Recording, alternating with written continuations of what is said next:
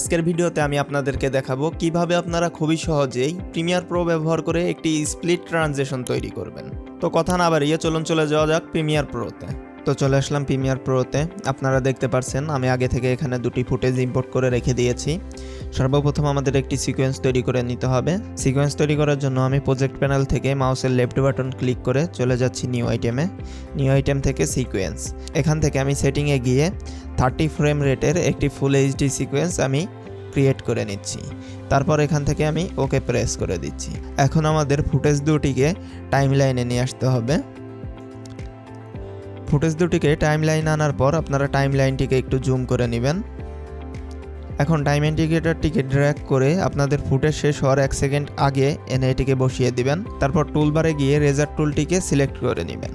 রেজার tool select করার পর আপনারা টাইমলাইনে এসে আপনাদের টাইম ইন্ডিকেটরটি যেখানে আছে এখান থেকে এটিকে কাট করে নেবেন। তারপর আবারও টুলবারে গিয়ে সিলেকশন টুলটিকে সিলেক্ট করে নেবেন। সিলেকশন টুলটি সিলেক্ট করে আপনারা যে ফুটেজটুকু কাট করেছেন সেটিকে সিলেক্ট করে কিবোর্ড থেকে অল্ট প্রেস করে এটির একটি ডুপ্লিকেট কপি আপনারা তৈরি করে নেবেন। এখন আপনাদের উপরের লেয়ারটি সিলেক্ট থাকা অবস্থায় চলে যাবেন ইফেক্ট কন্ট্রোলসে। এখান থেকে অপাসিটি থেকে একটি আপনারা পেন টুল নিয়ে নেবেন। পেন টুল নেওয়ার পর প্রোগ্রাম মনিটরে এসে প্রোগ্রাম মনিটরটিকে একটু জুম আউট করে নেবেন।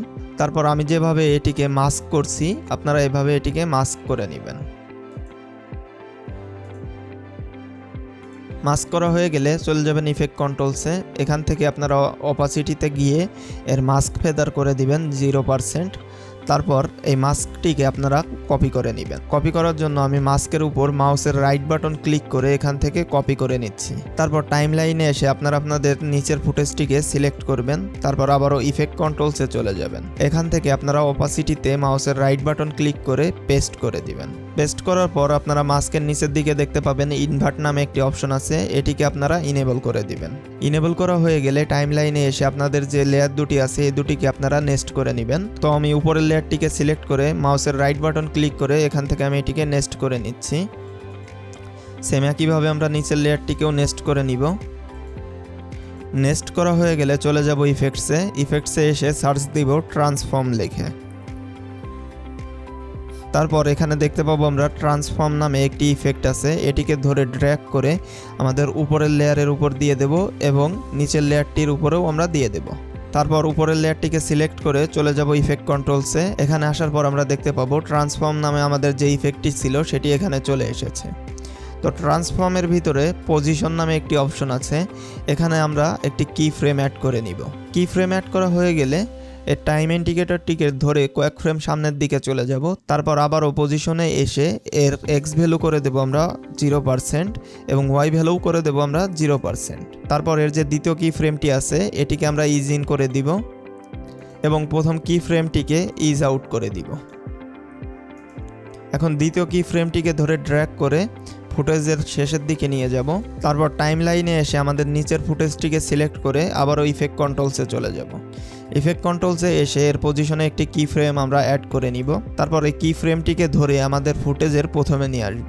প্রথমে নিয়ে আসার পর পজিশনের যে ভ্যালু আছে এটিকে আমরা ডাবল করে দিব। যেমন আমার এক্স পজিশনের ভ্যালু আছে 960, এটিকে আমি করে দেব 1920। তারপর আমার ওয়াই পজিশনের ভ্যালু আছে 540, এটিকে আমি করে দেব 1080। তারপর সেম একইভাবে আমরা দ্বিতীয় কি ফ্রেমটিকে ইজ ইন করে নিব এবং প্রথম কি ফ্রেমটিকে ইজ আউট করে নিব। ইজ আউট করা হয়ে গেলে দ্বিতীয় কি ফ্রেমটিকে ধরে ড্র্যাগ করে ফুটেজের শেষে নিয়ে যাব। তারপর আমরা যদি ট্রান্সফর্মের একটু নিচের দিকে যাই তাহলে আমরা এখানে দেখতে পাবো ইউজ কম্পোজিশন শাটার অ্যাঙ্গেল, এটিকে আমরা আনচেক করে দেব এবং এই শাটার অ্যাঙ্গেলের ভ্যালু আমরা করে দেব 180 ডিগ্রি। তারপর আমরা টাইমলাইনে এসে উপরের ফুটেজটি সিলেক্ট করে ইফেক্ট কন্ট্রোলসে এসে একইভাবে ইউজ কম্পোজিশন শাটার অ্যাঙ্গেল এটিকে আমরা আনচেক করে দেব এবং শাটার অ্যাঙ্গেলের ভ্যালু করে দেব 180 ডিগ্রি। তারপর আবারও চলে যাব টাইমলাইনে আসার পর আমাদের দুটি ফুটেজটিকে আমরা সিলেক্ট করব। সিলেক্ট করে এটিকে ধরে ড্র্যাগ করে আমরা উপরের দিকে দিয়ে দেব। উপরের দিকে দেওয়ার পর আমাদের যে দ্বিতীয় ফুটেজটি আছে এটিকে ধরে ড্র্যাগ করে আমরা বাম পাশের দিকে নিয়ে আসব। এখন যদি আমরা প্রোগ্রাম মনিটরে এসে প্রোগ্রাম মনিটরটিকে ফিট করে নিয়ে এটিকে প্লে করি তাহলে আমরা দেখতে পাবো এখানে সুন্দর একটি স্প্লিট ট্রানজিশন তৈরি হয়ে গেছে। তো আমি চাচ্ছি যে আমার ট্রানজিশনটি একবারে স্ক্রিনের বাইরে চলে না যাক, সেজন্য আমি আমার টাইম ইন্ডিকেটরটিকে দুটি ফ্রেমের মাঝখানে এনে রেখে দিচ্ছি। তারপর উপরের ফ্রেমটিকে সিলেক্ট করে চলে যাচ্ছি ইফেক্ট কন্ট্রোলসে। ইফেক্ট কন্ট্রোলসে আসার পর ট্রান্সফর্মে যে পজিশন আছে এখানে আমি আরেকটি কি ফ্রেম অ্যাড করে নিব। তারপর পজিশনের পাশে যে ড্রপ ডাউন আইকনটি আছে এখানে আমি একটি ক্লিক করে দিব। ক্লিক করার পর আমি কি ফ্রেমটিকে সিলেক্ট করব। সিলেক্ট করলে দেখতে পাবো আমার এখানে দুটি হ্যান্ডেল এসেছে।